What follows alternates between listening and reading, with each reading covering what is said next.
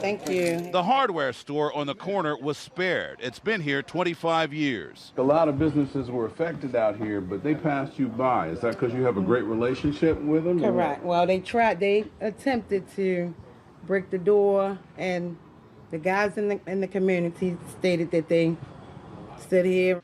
But the Asian-owned liquor store wasn't so lucky. If young Johnny had a problem with Mr. Yang last year, this was his opportunity to let Mr. Yang know that he was very displeased with him. Muhammad the barber told us his business wasn't touched either. Hello guys. It seems that the media is trying to hide that the black looters and arsonists primarily targeted the businesses of non-blacks in Baltimore.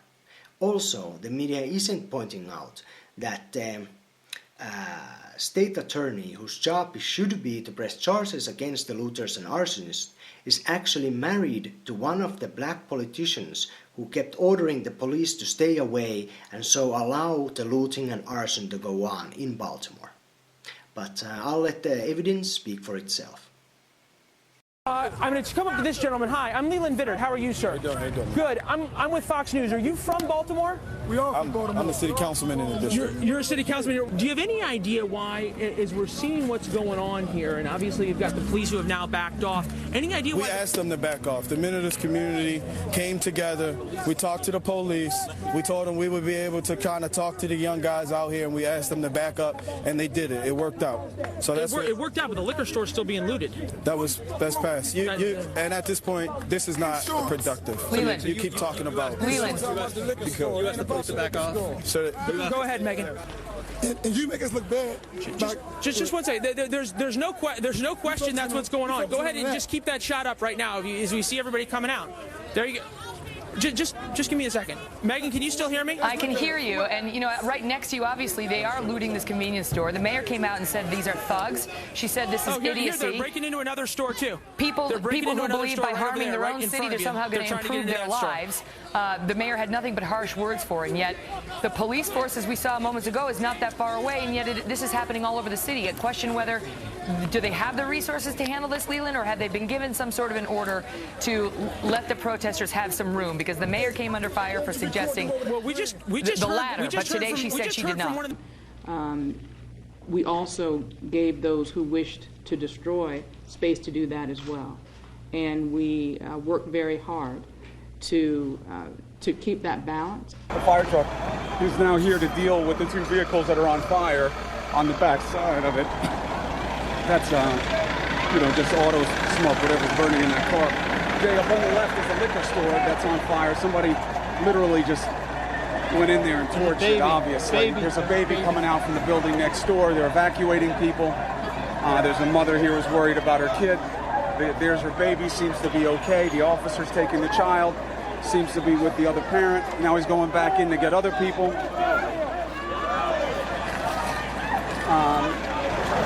Let's follow her along. There's the baby. The baby seems okay. Mom's obviously panicked because of what just happened. She's looking for her husband right now. Her husband went back into that building. We'll try and keep an eye on that situation. There's fire and police here in the emergency units. We're just kind of moving around. I know. Move over to this side. All right, so now there's activity coming down this way. Jay, swing to the left. They're trying to hold this line here because some of the locals who aren't happy about the police being here were trying to push up, so they're creating a new defensive barrier here. And Neil, this is coming from a very senior law enforcement official with direct knowledge of the orders that were given by the mayor and by her police commanders down to the very core of the police riot control units. And what I am quoting now from him is quoting the mayor: let them loot, it's only property. Very clear that on Monday night, when this liquor store here, that liquor store there, the store over there, and the convenience store were looted, that the police were told effectively to stand down and watch it. I was standing right here on Monday night.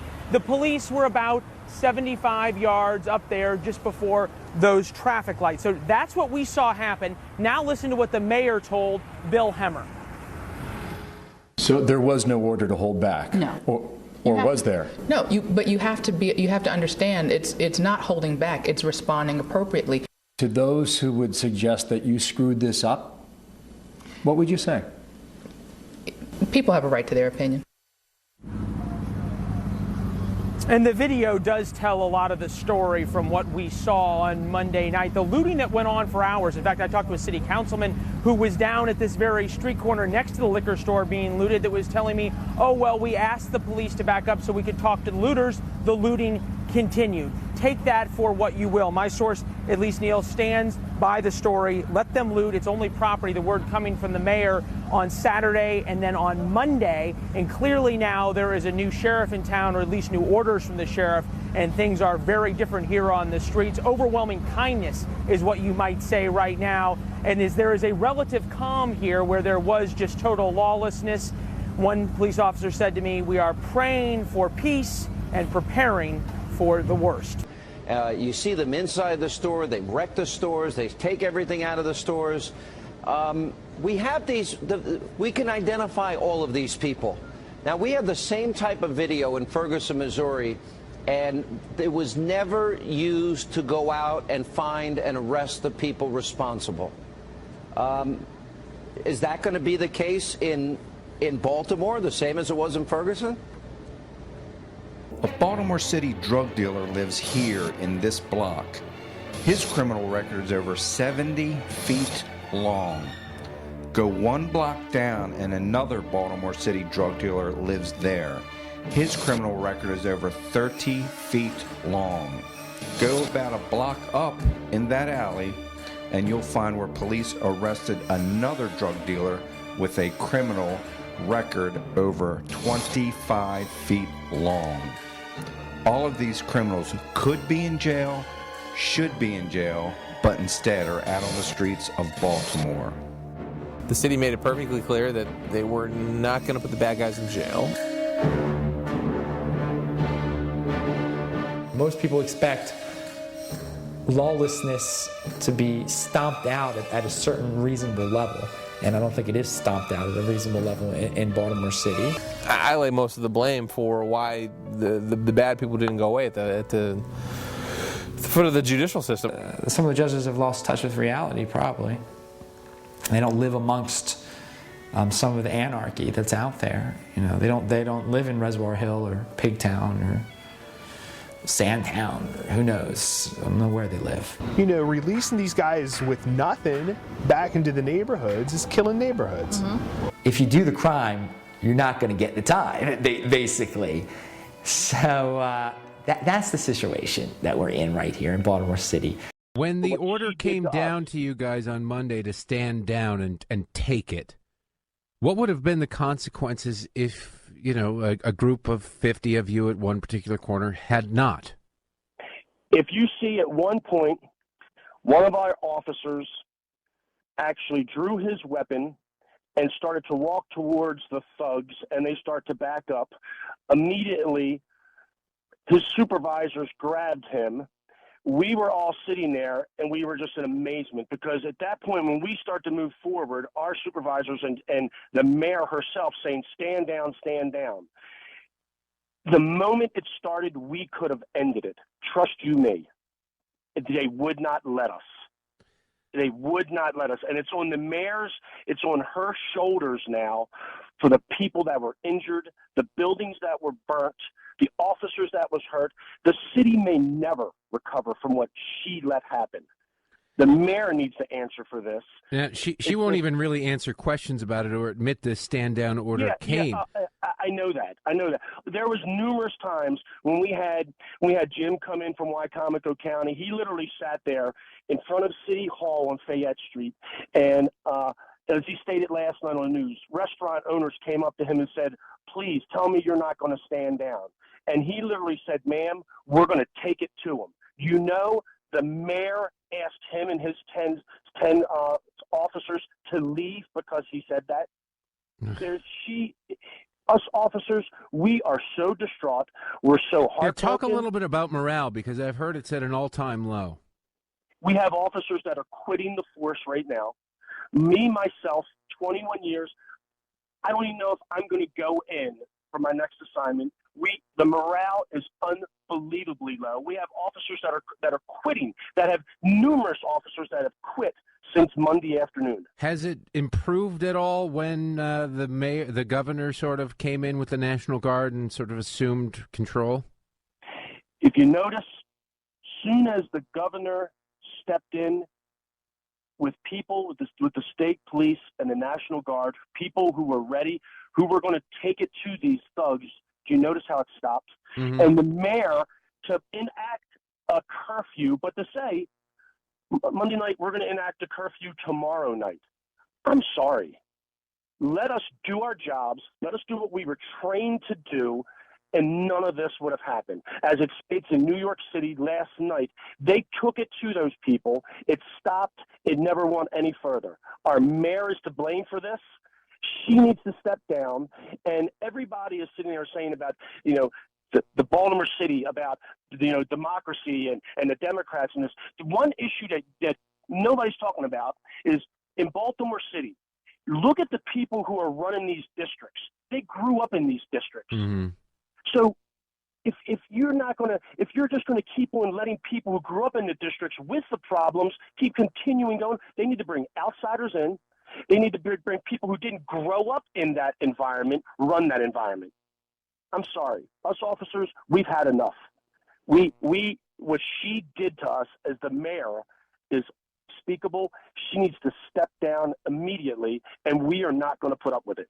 We're not going to. Jeff, when is your next shift scheduled? Today, and my wife right now, it's a shame. I devoted my life and my career to be a police officer, and as of right now, I don't know what I'm going to do because of what she let happen to us. It's a shame. It truly is, but we are not standing down. And you are not alone. You say you have 50 officers right now? We have over 50 officers. We officers ourselves are going to put together a rally, support the cops.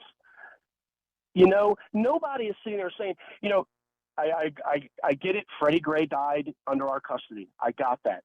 But look at Freddie Gray's rap sheet, 22 other arrests. And everybody is failing to realize, all these lawyers out there is a federal law out there in hot spots in Baltimore City. If the police tell you to stop and you run, we can apprehend them and arrest them. It is a federal law. Nobody's ever said anything about that. In West Baltimore, Jeff, could you hold on for a second? Yeah, sure. All right, yeah. We've got to take a quick check of traffic. We'll be back and continue talking with a Baltimore police officer after this. Welcome back to the program. We are talking with Jeff in Baltimore, who is a police officer. Jeff, I appreciate you holding through the break.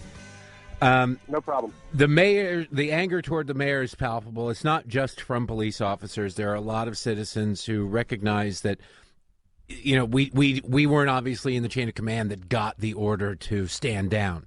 But we knew that something was wrong when we saw the helicopter footage of lines of police officers a block away from a CVS being looted.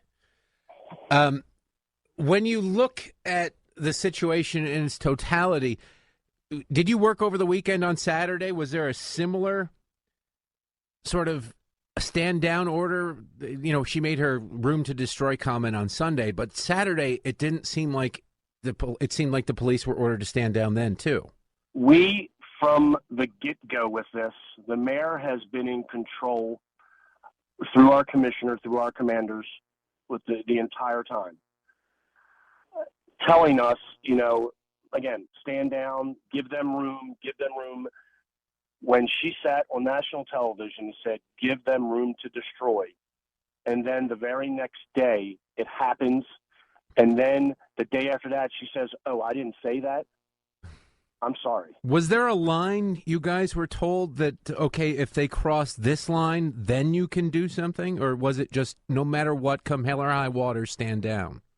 Come hell or high water, stand down. The only time that we actually were able to do anything, if they actually got close enough to us when we were in a line to where we could grab them, pull them behind the line. But even at that, here's another. You weren't allowed to advance. You had to hold the line. If they came up to you and you could reach them, pull them back, that was it. Otherwise, you stand there, you take the fire. Another stunning incident came yesterday through the state's attorney's office in Great Baltimore City.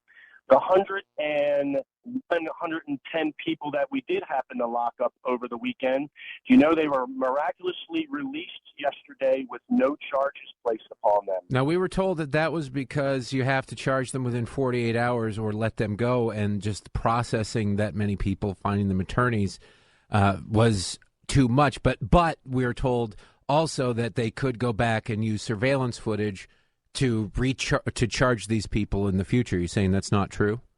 Yeah, right. I again, we'll see. We'll see what the future holds for that. Okay. I disagree with it. So all the people that they locked up, just let them out, let them go. So what is that saying to the rest of the thugs out there? Oh, go do what you want to do. Go shatter a police officer's leg with a block. They're just going to lock you up for 2 days and let you go. Don't worry about it. Come on. Be for real. Now, have you worked the last couple of days? Absolutely, yes. With the curfew in effect, have you noticed? I mean, obviously there have been less instances. Now that I imagine you get a chance to sit around and talk to a lot of your fellow officers while you're on your patrols. There are still some hot spots that, and here again, where other commanders, prime example, East Baltimore, Monument Street. Literally, those commanders, lieutenants, jumped in when those 10 guys started looting a store Tuesday morning, jumped in and arrested them immediately. Do you notice how nothing else happened? Nothing else happened.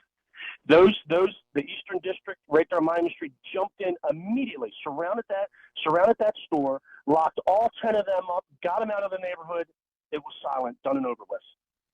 All we needed to do when it started.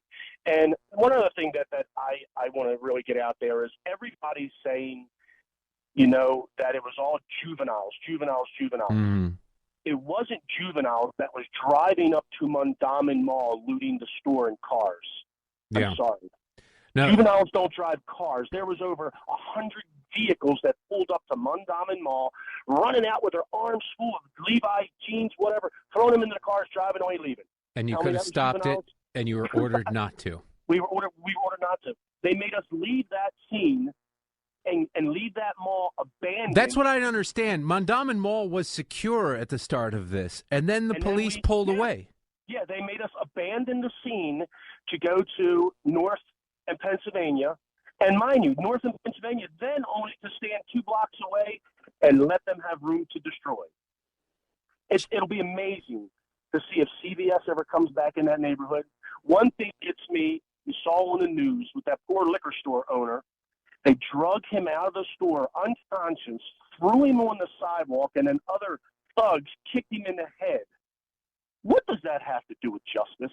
What does that have to do with protesting? Nothing. It has absolutely nothing to do with it. It's a bunch of animals. An animal doesn't even crap where it sleeps at, sir. I'm sorry. No, look, I understand your frustration. I share it to us. Obviously, you've seen things we've only heard about or seen from helicopters, Jeff. I hope you don't resign. Speaking as my wife Baltimore. and I have a lot to decide about. Our commissioner, great guy. You can see it in his voice all day, Monday, Sunday, Tuesday, everything. That man wanted to cut us loose.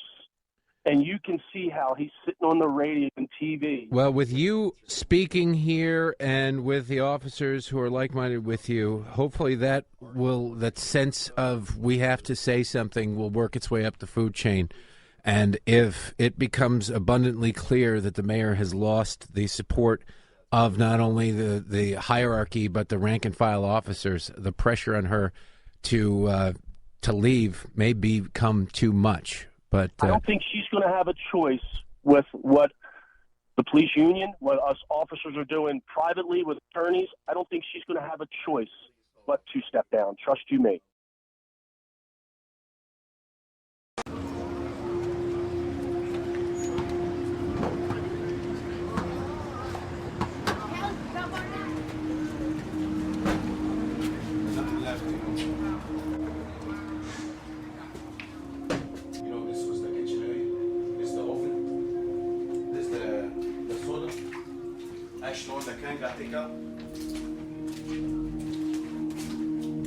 See, they become the cans. It's easy to get from the bottom.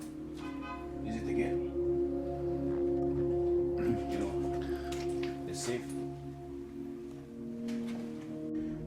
got worse. When I come back, I cannot leave. I ask the police, let me take me to my car, please. He say, just shut your door, shut your door. Say, I'm stuck in here, I need to go. My car is right there. He said to lock yourself in here? Yeah. That's what the police officer said? Yes. And I was stuck. You know, I have to run for my life. When they start the fire on my car, I'm not gonna have no way to get out from here. This is the only car I have. So I run. By the time I got out, he said, fire him, fire him. I was like, he's a female across the street. She was young, she was like about 14. Fire this dirty pizza man. So a 14-year-old girl Yeah, she said, fire this man, fire this dirty pizza man. Fuck the pizza man, set him on fire. Yes. Do you think they would have killed you? Yes, yes. If I don't run for my car, and the traffic light was red, and it was grouchy by the traffic light, so I just tried. I was not lucky, but the door was open. My right door was open. I have to throw the fire out because they throw paper there from the trash can. It was on fire. They throw it inside the car. Why were they trying to kill you? I don't know. I don't do nothing. You know, I don't. It's like they were just doing this for fun. The one I can tell is doing for fun. It's not about nobody getting died or that. It's about fun. They doing it for fun. What I can tell is fun. It's kids doing this stuff. Do you think you'll reopen? Yes, yes, I'm gonna open. I'm gonna reopen it. Will you do anything differently? What I'm gonna do is I'm gonna secure my building very good. Get like weapon license and everything to save myself in this neighborhood. You're gonna get a gun, yes? Yes, I'm gonna get a license. You know, I'm trying to save myself because with the situation yesterday, I can't be dead. Nobody will help me. Nobody will help me. At least walk to my car.